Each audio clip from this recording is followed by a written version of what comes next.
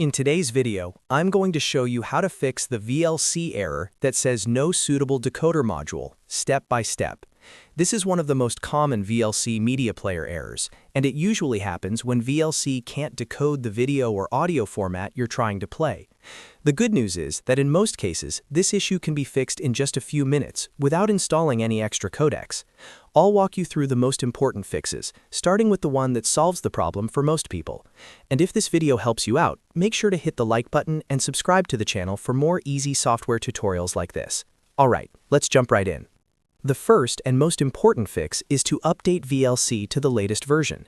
A lot of people run into this error simply because they're using an older version of VLC that doesn't support newer video or audio formats. To do this, open your browser and go to videoland.org/VLC. This is the official VLC website, and it's important to always download VLC from here to avoid malware or broken builds. On the download page, make sure you select the latest 64-bit version if you're on a modern Windows system. Once the download finishes, install the update and then reopen VLC. After updating, try playing your video again. In many cases, the no suitable decoder module error is completely gone at this point. If updating VLC didn't fix the issue, the next thing you should try is disabling hardware decoding. Sometimes VLC tries to use your graphics card to decode the video, and if that fails, you'll see this exact error message. To disable hardware decoding, open VLC and click on Tools at the top, then select Preferences. In the Preferences window, click on Input and Codecs. Look for the option called Hardware Accelerated Decoding.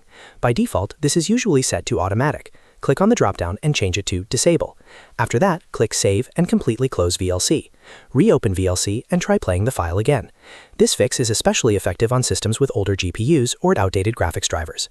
If you're still seeing the error, the next step is to change the video output module. Sometimes the decoder itself works fine, but VLC can't properly render the video using the current output setting.